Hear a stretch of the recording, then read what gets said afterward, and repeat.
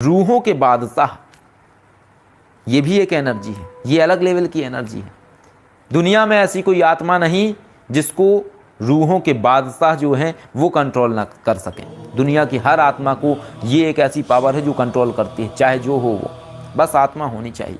ब्रह्म राक्षस है तो आत्मा है, भूत है तो आत्मा है, प्रेत है तो आत्मा है, चुड़ैल है तो आत्मा है। जितनी भी आत्माएं अपने रूप को बदल लेती हैं, उन सबको नियंत्रित करने वाला, उन सबको अपनी उंगलियों पर नचाने वाला केवल एक ही है, वो है रूहों के बादशाह, जिनका कि हमने कवच बताया हुआ है, आत्मराजी कवच। तो इस संसार में है बहुत कुछ, खोजना है, केवल खोजने के लिए जीवन लगता है, खोजने के लिए मेहनत लगती है, समय लगता है। कई बार हम ये भी सोचते हैं कि परमात्मा ने बहुत कुछ दे दिया, परमात्मा ने धन भी दे दिया, परमात्मा ने नाम भी दे दिया, परमात्मा ने बहुत कुछ दे दिया, जीवन में सुकून, आत्मिक शांति, सब कुछ दे दिया लोगों के लिए। लेकिन हम कार्य कर रहे हैं, लोगों का जीवन बदलने के लिए कार्य कर रहे हैं, लेकिन हम अपने लिए आज के समय में कुछ नहीं कर पा रहे हैं नया। एक लंबे समय से जो हम शोध कर रहे थे, वो शोध तीव्र गति नहीं पकड़े हुए है, हो रहा है लेकिन तीव्रता नहीं है, उसमें समय नहीं है। क्योंकि तो ऐसे अनगिनत रहस्य जीवन में हैं, अचंभित करने वाले रहस्य हैं। आपने कई लोगों का सुना है, कई सन्यासियों का सुना है, हमने भी सुना है। एक कोई महाअवतार बाबा करके उन्हें कहा जाता है, उनके विषय में लोगों के अंदर बहुत जिज्ञासा है। तो हम जानते नहीं थे उनके विषय में, और ना कभी जाना, आप आज भी नहीं जानते। सिर्फ इतना जानते हैं कि एक बाबा जी हैं जिनकी फ़ोटो लोगों के घरों में रखी रहती है, उन्हें लोग बहुत अच्छे से मानते हैं, महाअवतार बाबा जी, और अपने आप में बहुत बड़े सिद्ध हैं, इतना पता है केवल। तो किन्हीं ने फ़ोटो भेजा था उनका हमें, और फ़ोटो भेजने के बाद किन्हीं ने बोला कि अक्सर इनके बारे में क्या रहस्य आप बता सकते हैं, ये कौन है या इनका लेवल क्या है। तो उनके विषय में दिव्य शक्तियों के माध्यम से, माँ तताक्षी देवी के माध्यम से जो ज्ञात हुआ, तो ज्ञात हुआ कि वो पूर्ण रूपेण अपने आप को परमात्मा को सुपुर्द कर चुके हैं। वो समय और काल की गति से परे हो चुके हैं। वो एक ऐसी टाइमिंग ले चुके हैं कि वहाँ टाइमलेस है, उनके लिए टाइम नहीं है। वो कहीं पर भी पहुँच सकते हैं, कहीं पर भी जा सकते हैं, कहीं से भी आ सकते हैं। उनके पास ये कैपेसिटी आ गई है। उनकी जीवात्मा, एक तरीके से आप ये समझ लीजिए, जो मैं अभी परकाया प्रवेश का सूत्र आपको समझा रहा था, तो एक तरीके से उनकी जीवात्मा उस अवस्था को प्राप्त कर चुकी है जहां वो एक तरीके से लिमिट नहीं है उनके पास कोई शरीर नहीं कह सकते हैं। वो अपने आप को किसी भी उसमें कन्वर्ट कर सकते हैं, किसी भी रूप में कन्वर्ट कर सकते हैं, कहीं पर भी अपने आप को प्रेजेंट कर सकते हैं, कहीं पर भी इंडिविजुअल में प्रेजेंट हो सकते हैं। जिसको आप कह सकते हैं अमृत तो पा लेना, ये भी अमृत तो जैसा ही है, अमृत तो जैसा ही है, लेकिन वैसा अमृत तो मत समझिए जैसा आप कथाओं में सुनते रहे हैं। वो देहिक अवस्था है। तो परमात्मा देता सब कुछ है, सब कुछ मिलता है, लेकिन उसके अंदर व्यक्ति की भावना सही होनी चाहिए, सद्भावना की भावना व्यक्ति के अंदर होनी चाहिए। इंसान क्या जज करता है वो इंसान के ऊपर है। हम जिसको जो दिखाना चाहते हैं इंसान वही देखे। अभी सुन रहे हैं, बहुत आनंद आ रहा है ना आपको सुनने में। अभी हम आपके विचारों को अगर बदलना चाहें, अगले ही पल हम कल डालेंगे मान लो गालियों वाला वीडियो, तुरंत विचार बदल जाएंगे, क्योंकि हम आपको वो दिखाना चाहते हैं। हम जो दिखाना चाहते हैं आप सिर्फ हमें उतना समझ पाते हैं। समुंदर जैसा है ये, समुंदर के किस छोर में जा रहे हो वो आपको समझना है। समुंदर में तो अनगिनत है, अनंत है, लेकिन तुम क्या चाहते हो, तुम्हें वो क्या दिखाना चाहता है वो तुम्हें समझना है। समुंदर अगर सुनामी दिखाना चाहता है तो सुनामी की लहरें उठेंगी, तुम कहोगे ये तो बड़ा बेकार है, निगल जाता है। लेकिन अगर वो तुम्हें रमणीयता दिखाना चाहता है, तुम जाओगे किनारे पे, वो कलकल करती हुई आवाज़, वो डूबता हुआ सूरज, वो देखोगे तो अंदर एक शांति आ जाएगी। कितना सुंदर है ये, कितना शांत है ये। तो समुंदर तुम्हें क्या दिखाना चाहता है ये समुंदर पर निर्भर है, समझना तुम्हें, उसके अंदर संपूर्ण व्याप्त है। लेकिन वो जो चाहता है तुम वो देखते हो, और यही सूत्र होता है, यही सिद्धांत होता है। तो ऐसे रहस्य हैं जीवन के, ऐसी बातें हैं जीवन की, और प्रत्येक व्यक्ति की बातों से, उसकी वाणी से, उसकी अवस्थाओं से, उसके शब्दों से आप जान सकते हैं कि वो क्या है क्या नहीं है। वो स्वयं को सिद्ध नहीं करना चाहता है, स्वयं को प्रमाणित नहीं करना चाहता है, क्योंकि उसकी प्रमाणिकता तो प्रकृति पहले ही लिख चुकी है, उसका विधि का विधान पहले ही लिख चुका है, उसके हाथ में कुछ नहीं है। हम जो कर रहे हैं, हमारा विधान तो पहले ही लिखा जा चुका है कि हमने क्या करना है, हम क्यों आए हैं, किस लिए आए हैं, और हमें वही करना है। हम उसमें कुछ एक्स्ट्रा नहीं बोल सकते, हम उसमें कुछ अलग से नहीं बता सकते, उसमें हम अलग बातें नहीं कह सकते हैं कि हम इसलिए आए हैं, हम ये कर देंगे, हम वो कर देंगे। हम सिर्फ उतना ही दे सकते हैं जीवन में, मानवता को, सभ्यता को या अन्य जीवों को जितना हम देने के लिए आए हैं। तो अलग अलग कैटेगरी के चीज़ें हैं, जीवन की यात्राएं हैं, कई जीवन की यात्राएं की, कई जीवन की यात्राएं देखी। कुछ यात्रा वृतांत तो ऐसे देखे उज्जैन में ही जाके, जिनमें हम थे, भैरवी शिवकेशी थे, शास्त्री जी थे। कई वृतांत देखे, ऐसे वृतांत देखे जिनमें देखते देखते रो रहे थे हम। जीवन के जब आप किसी वृतांत में जाते हैं ना, तो आप जीते हैं उस पूरे जीवन को, आपको सब स्मृतियाँ आ जाती हैं उस जीवन की, हो रही घटनाएं आपको दिखाई देती हैं।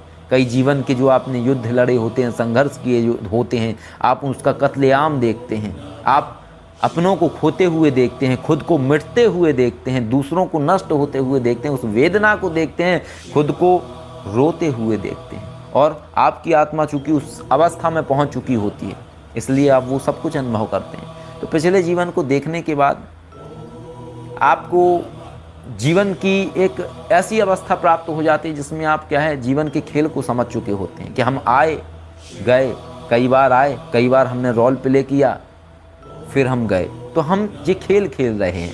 आपको सिस्टम समझ में आ जाता है खेल का। इस जीवन में भी हमने खेल खेला है, इस जीवन में भी हमने खेल खेला है, जो पिंडदान करा, जो पंचतत्व शुद्धि क्रिया करी, जो आंतरिक चेतना शिवशक्ति विशुद्ध अघोर मार्ग में प्रवेश किया, विशुद्ध अघोर बने, भैरवी शिवकेशी विश्वनाथ अघोरी बने। इसमें भी खेल खेला है, इसमें भी प्लान बनाए हैं। जैसे अन्य जीवन में हमने प्लानिंग बनाई थी, उसी तरीके से इस जीवन में भी हमने प्लानिंग बनाई है। इन क्रियाओं को करने के बाद हमने उस अवस्था को प्राप्त किया जिस अवस्था में न पाप है न पुण्य है। हम कितना भी करें, कुछ भी हमारे पास नहीं है, हम मुक्त हैं इन अवस्थाओं से। दूसरी स्थिति, इस जीवन में हमने जो किया है वो ये किया है कि इस जीवन के बाद हमें दोबारा ना आना पड़े, यह हमारा लास्ट हो। यानी मोक्ष के एग्ज़ाम में हमने पूरी मेहनत की है लिखने में, हमने और भैरवी शिवकेशी ने, हमने वो गुणसूत्र अपनाए इस जीवन में ताकि हमारी कड़ियाँ शेष न रहें। हमने हर चीज़ का पिंडदान कर दिया, हमने कोई कड़ी नहीं बनाई, हमने संतान नहीं की। क्यों? क्योंकि मोक्ष के लिए जीवात्मा अकेली जाती है, उसमें कोई साथ नहीं है। मोह की कड़ियाँ अगर तुम बनाओगे तो तुम उसे प्राप्त ना कर पाओगे। मोक्ष को प्राप्त करने के लिए त्याग होना बहुत ज़रूरी है। जब तक त्याग नहीं तब तक मोक्ष नहीं।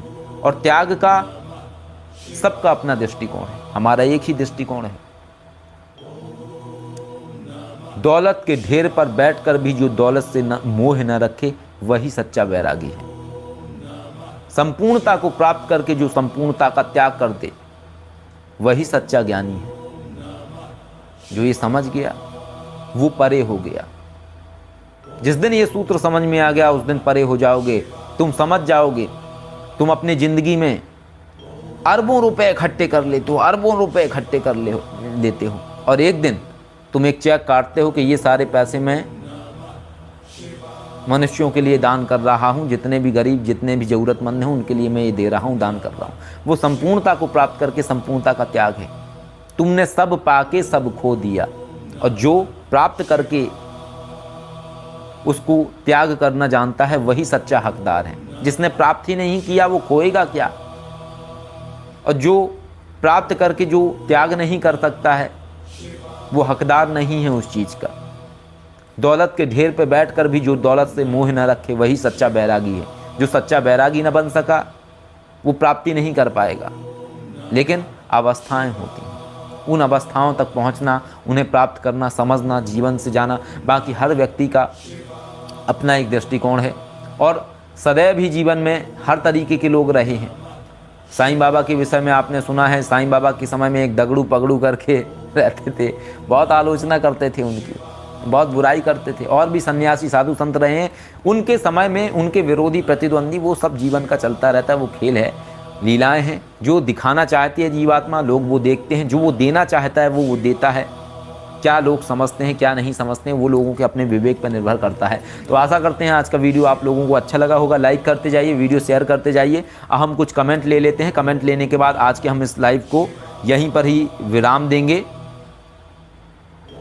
और चीज़ें समझेंगे, जानेंगे और समझने की कोशिश करेंगे कि कौन क्या पूछना चाहता है। तो ये जो मैंने आपको बताया है, तो ये सब चीज़ें और अवस्थाएं होती हैं जिनको आपको समझना होता है।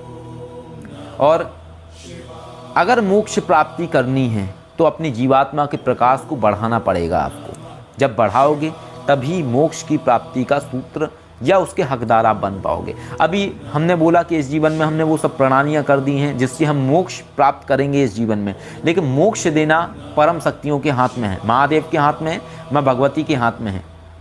एग्जाम देना बच्चे के हाथ में है, लेकिन नंबर देना टीचर के हाथ में है। हो सकता है ना प्राप्त कर पाए, नहीं प्राप्त कर पाएंगे तो अगले जीवन में फिर इससे आगे की यात्रा करेंगे, अपनी गलतियां सुधारेंगे जहां पे भी गलतियां करी हैं, लेकिन बढ़ते रहेंगे। चाहत किसी में नहीं है, इच्छा किसी में नहीं है, इच्छा है ही नहीं, बस विरक्ति की बात है कि विरक्त होना है तो कैसे होना है। अब जो पिंडदान प्रक्रिया थी पंच तत्व शुद्धि क्रिया, तो पंच तत्व शुद्धि क्रिया के बाद जो आत्मा का स्तर था वो बढ़ गया था, हमारा बढ़ा, भैरवी शिवकेशी का बढ़ा, और एक अवस्था प्राप्त कर ली उसने कि अब वो निरंतर उसी अवस्था में ही रहता है, वो वही प्रकाश में रहता है, वो श्वेत प्रकाश में ही रहता है। वो जो पहले उतने प्रतिशत था वो अब आके बैठ गया है 75% में, 80% में। अब वो 80 और 75% में है। अब हमें बढ़ना है केवल बाकी के 25% में। जिस दिन वो 25% हम अपने अंदर और घटित कर लेंगे वही 100 होगा, और 100 के बाद कुछ शेष नहीं रहता है।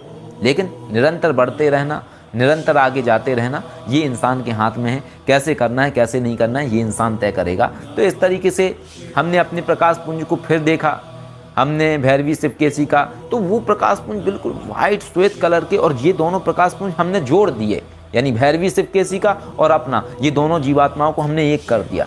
जब तक एक नहीं होंगे और उनके अंदर पारस्परिक प्रेम रहेगा, अनंत प्रेम रहेगा, अटूट प्रेम रहेगा, तो मोक्ष नहीं पा पाएंगे, वो फंस जाएंगे अपने मोह में। इसलिए हमने अपनी दोनों की जीवात्मा को एक कर दिया, और एक करने के बाद क्या है कि ना वहाँ स्त्री है ना वहाँ पुरुष है। वो दोनों आत्माएं जब एक हो जाती हैं, मिल जाती हैं आपस में, तो शरीर छोड़ने के बाद जब 2 पिंड निकलेंगे तो वो 2 पिंड बूम होगा और 2 पिंड एक बनेंगे। तो ऐसी अनगिनत प्राणियाँ हैं, क्रियाएं हैं, बहुत सारी चीज़ें होती हैं जिनको लोगों को समझना चाहिए, जानना चाहिए। इस सनातन में अनंत है, लेकिन परमात्मा के प्रति आस्था रखिए। परमात्मा की कृपा से ही ये सब चीज़ें प्राप्त होती हैं। लालच से, किसी चीज़ को नकल करने से, अपने अंदर गलत भावना रखते हुए जीवन में आगे बढ़ने से आप ये सब चीज़ें कभी प्राप्त नहीं कर सकते हैं। तो इस सब को प्राप्त करने के लिए वो अवस्था आपको समझनी चाहिए। लाइक करते जाइए, जुड़े रहिए।